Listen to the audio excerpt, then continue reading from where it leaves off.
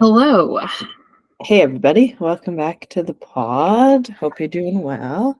Yeah, sorry to our regulars. We had a little week off because we just couldn't make it work. But yeah, we just didn't have an episode ready to go, and Yeah, we don't make any money doing this, so no, which is fine. We love to do it, but yeah, life got in the way a little bit. sometimes I did attempt 3 times to record a podcast, and my tech was just like, "Yes, screw you." So, it wasn't without try. So we apologize. I don't think we've missed a week in a hot minute. So, it's been quite a while. But thanks for sticking with us, and we're back, and we'll get back to not missing weeks again. Yeah, it's fine. I'm sure you guys could use a little break from listening to us rant about things that we see on the internet. Or maybe you got a chance to catch up on an old episode, which is always a nice little treat. But re-listening is always an option. Since it's been a minute, you must have a win or two for this episode. Oh, it's been a chaotic few weeks, I will say. I feel like my win lately is that so backstory, like we're sort of wrapping up ski season. We were just on a week-long trip. So being away and just jumping right back into kind of where I left off with workouts and not really not having that mindset of like, I need to make it up or whatever. And I've also got like that big run coming up in June. So I'm not really worried about it. I'm just like, yeah, like the training will happen and it's okay if I train on tired legs and it's okay that I have a whole bunch of other stuff going on behind the scenes. It'll just happen. And I feel like the win is just like not stressing about workouts or training for this race or like I just know that like everything usually gets done, like work things, everything will get done in the time that it needs to. So I feel like, yeah, just like letting go of that stress. It's been good. Yeah. You? Not needed. We have a life win. This is life win. Old news to most people in my life at this point, but I don't know if I've actually informed you. If you've been here for the Jill's apartment saga, I got out of my lease. So you did tell me that. We're out. I couldn't remember if I told you. So we're out. If you've been here for a quick minute, I've had nothing but issues in my apartment since I moved in. Not limited to water coming through both my window and the floorboards in my bedroom. I went like 2 days without hot water. It's really been an adventure in that apartment building. Laundry list. Yeah, elevators never worked. It was just like really a time over there. So I just bit the bullet and straight up emailed them and said, yeah, let me out. And they agreed. I said, great. You don't want me here. I don't want to be here. So we called her quits. And as we're recording, March is my last month. So I'm moving all my things out and we feel good about not having to live in an apartment we absolutely hate. So yeah. And I feel like, water is one of those things that it's not just water, right? No. Like it's mold, it's like potential to ruin your things. Like and we never fixed it properly. So I was convinced I was living in mold. So if you're in the Edmonton area, don't care. If you're in the Edmonton area and you ever consider living in the Pinnacle building, think again, because she's not good. So I don't care. Yeah. And how are you doing with I know like one of the reasons for going there was that you really wanted to live downtown. And how are you feeling about not living downtown anymore? We feel neutral about it. I'm back in my hometown, which like that sounds dramatic. It's 15 minutes from downtown. It's literally not like it's not what you think when you say my hometown. No, but it's just I didn't realize like it's been like someone told me the other day that COVID started 4 years ago, and that was a crazy fact to me. So like I haven't lived here in like 4 years, which it doesn't feel like it's been that long. But also COVID started 20 years ago, right? Yeah. Like that's what it feels like. I feel like we've all aged. Yeah. So it feels weird. Like I moved out in the midst of COVID when you and I didn't have a job for like 13 Right. weeks. So it doesn't feel like I've been not here for that long. And obviously, like my parents are here, I have friends here, so I've been back. But I'm definitely a downtown girly. Like being back, I'm just like, Mhm. oh, this is not it. But like, it's a temporary solution for now. So we're Yeah, grateful to have a totally. place to be. And we'll figure out where we want to be next. Yeah, cool. Yep. Well, good for you for putting your, being an adulting Thanks. and laying down the law with your landlord. That's Yeah. always a tough It thing was to just do. like, I was like, let's be honest. You don't want me here. I don't want to be here. So glad we could come to the same conclusion. But we are talking this week. I saw this trend I think I saw it on Instagram a couple weeks ago. I saw another coach do it, and she was talking about like controversial things she does as a natural nutritionist, which I thought was cool. Because if you know, being on TikTok, I get yelled at for what I do almost every single day. So it felt fitting for me to do the trend of controversial things I do in the holistic health space. You would have already seen me, or maybe you didn't see me make a post on Instagram about it, but I wanted to loop Jess into the trend so that we can talk about all the controversial things we do in our Yeah. coaching spaces. And I've seen this trend, but I haven't done it because I don't have any time to do things like that. So I'll just do it here. We love that. So we're each going to do like 5. I'm going to pick the top 5 things I get yelled at on the internet for. You can pick your top 5. Do you want to start? Sure. I don't stretch. Me either. That wasn't on my list, but I will agree I with you. won't. Okay. I not a never. It's not an I never stretch. I only stretch if I'm like, I kind of feel like I need to stretch. Mhm. And I'll do like my quad or like, you know what? It's usually like my calf or like Or my you big toe or like you my like go to arches. Like, squat and you're like, why is my quad so tight? And then yeah, that's the one time you stretch. it'll be in the moment and it'll be like 1 to 2 reps of like 10 seconds. And you're like, problem solved. We're good. Yeah. Honestly, it's because and like background, it's because I like stretching. Let's just start from the beginning. Stretching doesn't do what you think it's doing, right? It just makes you better at stretching. You're not actually changing the muscles. If you follow me for any period of time, I say this all the time. To make permanent muscle changes, you need to create muscle changes. The only way we can do that is with strength training. So once you get strong, you will feel like you probably don't need to stretch. And if you add mobility in there, there's a difference. Flexibility and mobility are not the same. Mhm. So when you add in loaded movements, that's when you're going to get the changes you're looking for. So like, for example, instead of stretching my hamstrings in the like, I'm sitting on the ground, I've got my foot in my inner thigh and I'm like reaching for my toes, I might do a Romanian deadlift instead and hold it for a pause at the bottom and then come back up. That is what I'm talking about. So yeah, I don't stretch. Yell Fair. at me. I get clients sometimes that are like, can you put in a stretching routine? And I'm like, oh, No. I guess. Like, you're allowed to stretch. I don't care. But like, I'm like, not going to I program it. usually just say like, just stretch as you see fit. Yeah, like I'll throw one in there. I don't care because like you're hiring me to do your program. So like, here's some And stretches. look, It's not no one usually is set. telling you not to. Yeah. No one's It's just telling you not not to. usually set in my programs for people. Just saying It's fine. there's a better way and a better use of your time. But if it feels good, like do it. I don't care. Stretch if you want to. This is something one of my friends brought up to me, actually. She used to be an old client and now she is a friend. And she said it to me the other day. She was like, when I worked with you as a client, I used to think you like nailed everything every day, all the time. And I don't try to come across that way on social media. So I'm not sure where that came from. But she was like, now I've learned that like sometimes you miss your step goal. And I'm like, yeah, I'm a human.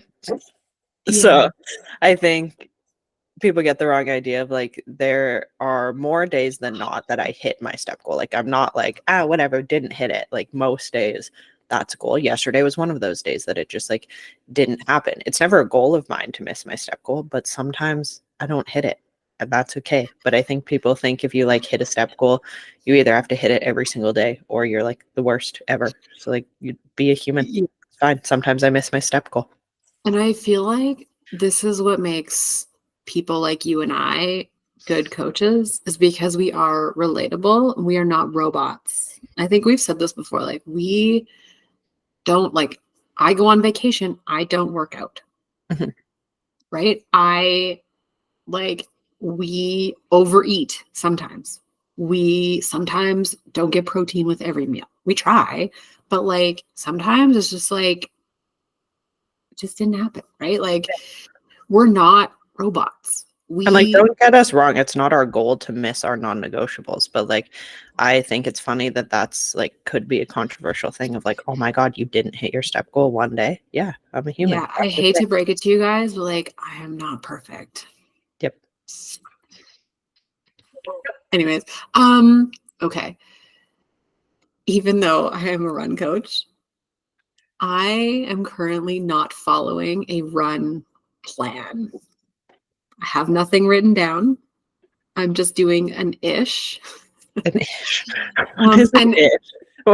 Please like, I have define it the in my definition of head. an ish. I have it in my head, but it's very, very loosey-goosey. I'm not holding myself truly accountable, only because I know, like I just said in my win, it'll come together for race day, run day, race We're day. just It's not trusting really the process. racing.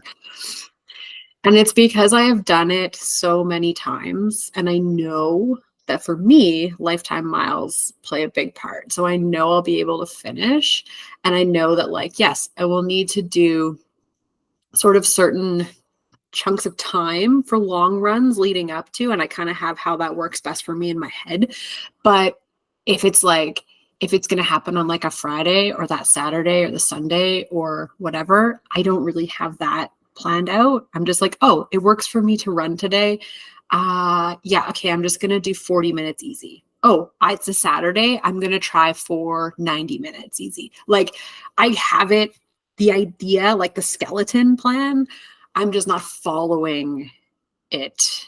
And nobody's coaching me but me. So I know everyone's like, there's this big thing going around where it's like, coaches need coaches. Yes, coaches need coaches. But you know what? Sometimes it's just not viable for somebody to pay somebody when I'm like, how my life is going right now. It's better if I don't throw money away. Sure. I also think like sometimes we take running too seriously. I had a client the other day be like, I want to run 5K, but I don't know where to start. And I was like, well, I'm not a run coach. So I did say, I'm like, if you want a strict plan to follow, I can send you over to Jess. But I'm like, you can Yeah. also just start running. And then when you need a break, you can walk. And then when you don't need a break, you can run. And then eventually, if you keep running further and walking less, ta-da, you would have ran 5K, which Yeah. like seems And if you don't not have a time limit on your structured enough. goal, that's perfectly acceptable. And truly, I have very few clients right now who are doing a structured run program. It's not for everybody. And if you don't have a specific goal, then it really doesn't matter all that much. And That I don't was want to say that like the coaching doesn't matter, because there's things that come up inevitably. I was just talking to somebody about shoe choices and whatever. But like, I don't care enough about this event, like my performance of this event. I just want to finish it and be like, we did the thing. I really don't have a performance goal. And I know I'm going to finish it either, no matter what. So it's just like, and well, just, that yeah, was my you nailed it. Like, I'm just not that serious. that was my first ask was like, do we have a specific time we want to complete it in? She was like, no, I just want to do it. And I was like, great, then we don't need a structured plan. Yeah. Which speaking of structured plans, I've had a lot of consultation calls lately asking for meal plans, just one-off meal plans, which 'tis the season. Summer is approaching. Everyone's starting to like freak out about their diet and their workouts. And And is it I because that's all we're seeing in like the challenges that are just going think it's on? because everyone's like, oh my God, summer's coming. So they're trying to like get their shit together before summer, which is fine.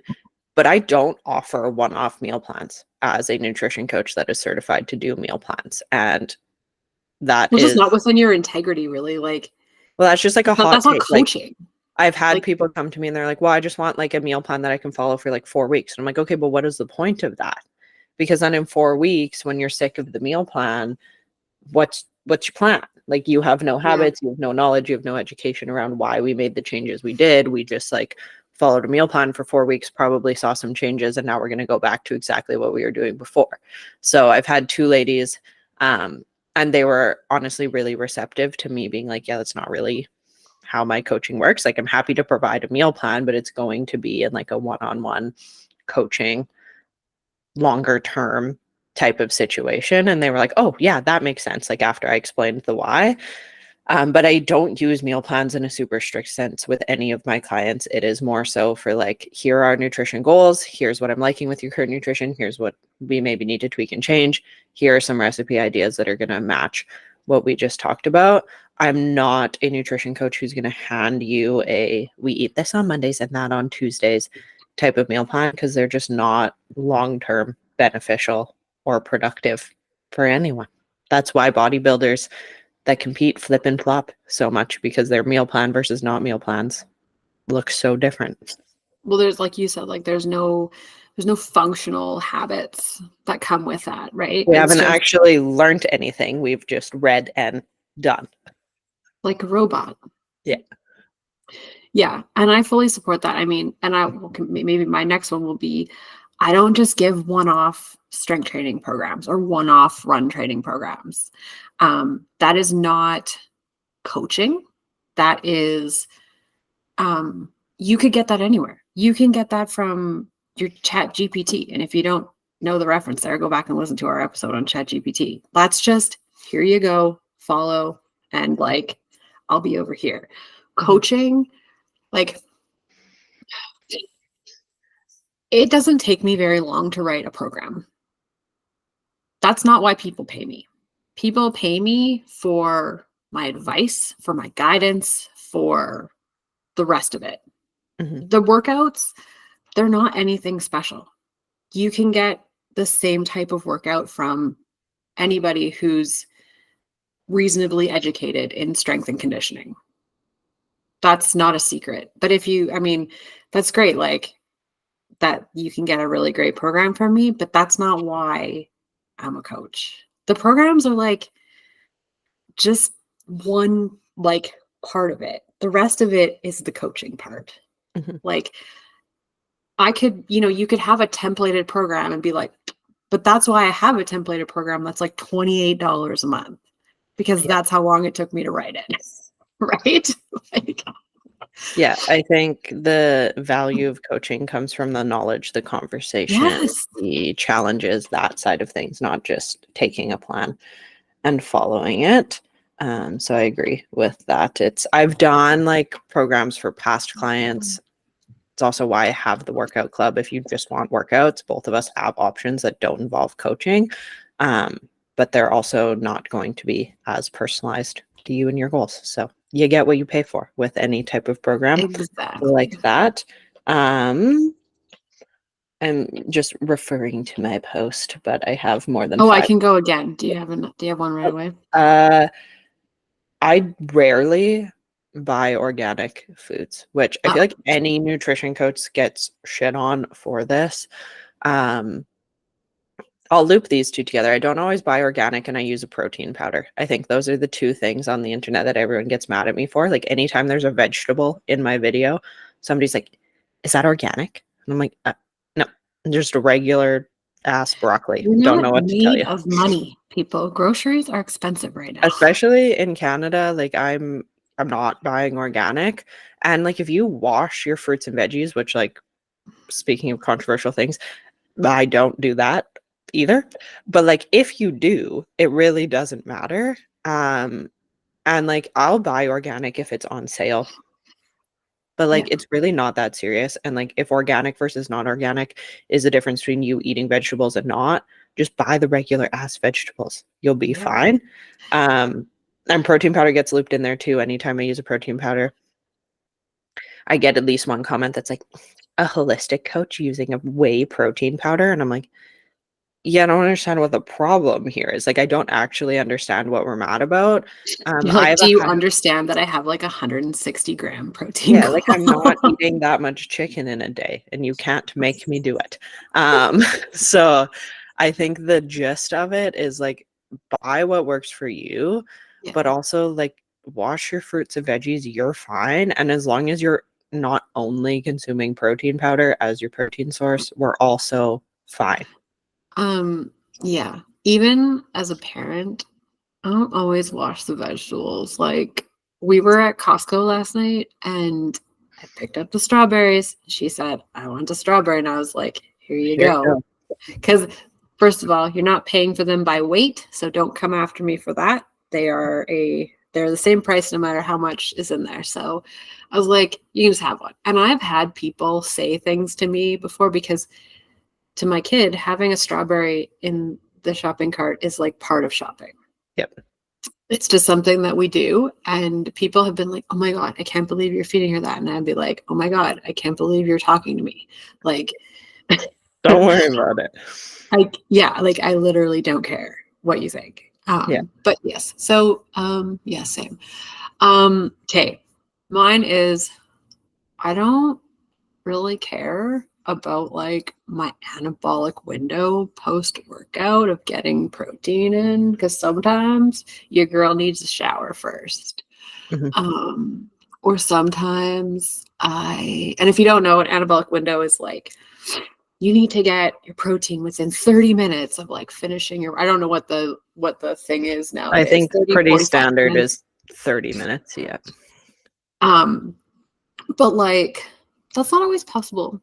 And I think it's recently been proven that it's actually not that big of a deal as long as you get it at some point before you become like hangry. Like let's be Mhm. real here.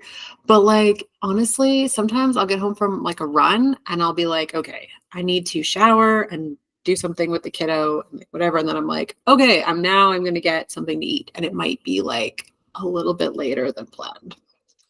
Such is life. And guess what? I'm going to be You're fine. alive. You live to tell the tale. This is in the gut health world. I don't usually recommend probiotics, like ever, to anyone, no matter what we're dealing with. Because if you didn't know, probiotics, there's tons of research being done always on probiotics, but currently on the actual effectiveness of probiotics on our gut biome. And it's proving not great. And also, probiotics were really trendy for a long time. So there's only a few I recommend, anyways. Because if you didn't know, a bunch of probiotics have this nice little thing called fructose in it, which, if you didn't know, is sugar. And if you also didn't know, sugar is the enemy when it comes to improving gut health. It's not the enemy for anywhere else, but like for improving gut health, not helpful. So it seems a little bit counterproductive to have the thing that harms gut health in a supplement that's supposed to help with gut health. So you have to be picky about the one you choose anyways. And then probiotics are also very person dependent. Like there's tons of people that will take probiotics for a long ass time and notice absolutely no difference. So I just don't. And a lot of people that come to me for help with gut health will be like, oh, I used to take a probiotic. And I'm like, cool, we're going to stop doing that. Or they'll ask about a probiotic and I'm like, nah, we're good.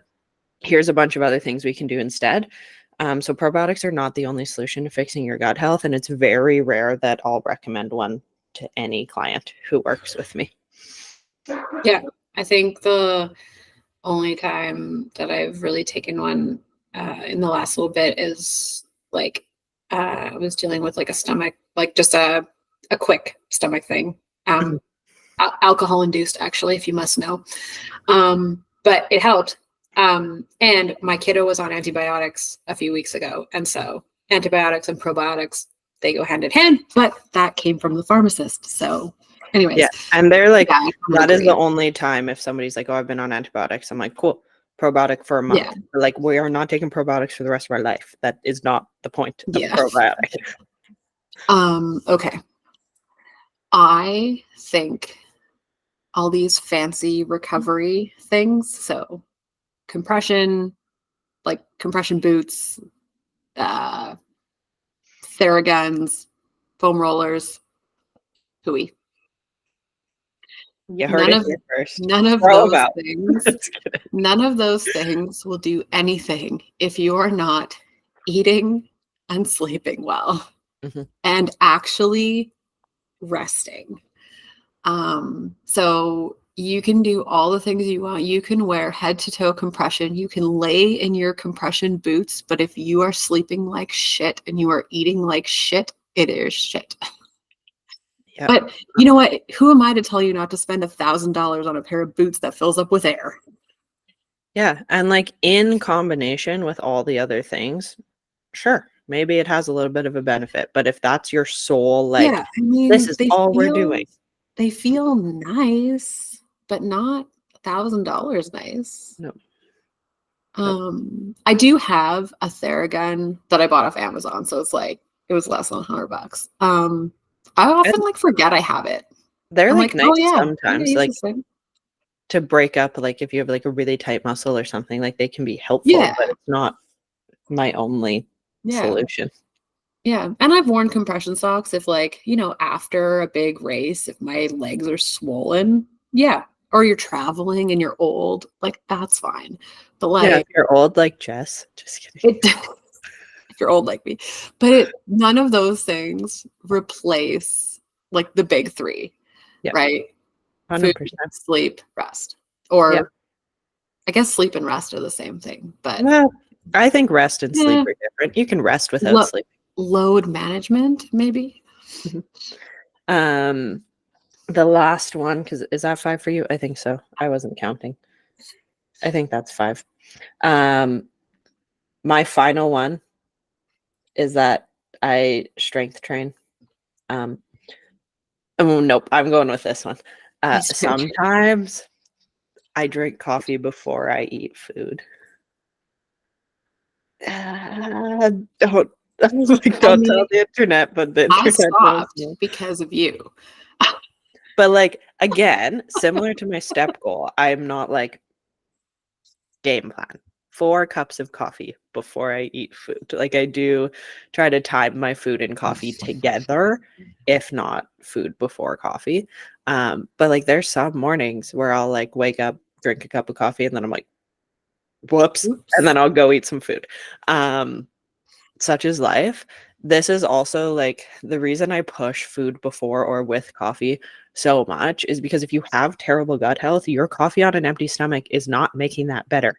Whereas if you have good gut health, not to point a finger at myself, but I've spent time working on my gut health, is it's not going to impact you as much. But when we're trying to sort out gut health, we got to get rid of coffee on an empty stomach. I think the bigger point is like when you have good habits like that, like the habit is eating before your coffee, Mhm. is as long as they're happening most of the time, that's okay. And that's something that both Jill and I do when we coach nutrition is there's no all or nothing. No. It can be good enough and that can be good enough. Well, when you and I spend think the time like developing the habit and fixing the problem, supporting your gut health, doing the thing, those one-off days aren't going to make a difference. They're not going to be detrimental. They're not going to like make you poop your pants, but they will if you haven't spent the time doing the work in the first place. So, yeah, like don't panic if you have coffee before food every once in a while, but like if you're working on supporting your gut health, eat some freaking food before you just dump caffeine into your stomach, or else it is going to make a big difference. And I know we've talked about this before, but because I can picture you saying it, but if eating the food makes you nauseous, it's probably because that's what your body's asking for. It's like, just try it, like a couple bites to start with. You don't have to sit down with like bacon and eggs and pancakes before your coffee. No. Just And something. like, start with something chill, a piece of toast, a bagel. Carbs are going to be easiest to digest. But yeah, I hope if you're sitting there being like, what? Then like, obviously you should pay more attention to the way me and Jess live our lives. I hope none of these have come as a shock to our regular listeners, because they I might. feel like if they have, maybe we haven't really shown you who we really are. And like, let us know. Like, if you're like, I've listened to every podcast episode and I was absolutely shocked by the things you guys just said, please let us know. And we'll do a better job of creating more transparency on our social media and the podcast. But yeah, we're here to help you build habits and build routines, but also remind you that you're a human and it's okay if they get missed or you don't do it perfectly or whatever it may be. If you guys can think of anything else where you're like, oh, I've been following you guys and I see that you do this and I think that's controversial, like, please let us know if there's something that we've missed that you're like, I please. think this is kind of crazy Call that you us do. out. Call us out. As always, you can find the podcast account at Lattes and Lifting Podcast on Instagram. It has info about every episode we've ever posted. There's also a link in that bio that gives you direct links to everywhere we stream our podcasts. Super easy to click, share with a friend, do the thing. Let us know if you listen. If you like listen to it while you're on a walk, take us in your story. Let us know what episode you're listening to. You can find me, as always, at coachjill.april on Instagram and TikTok. And you can find me at JLock Fitness. We'll catch you guys next time. Bye.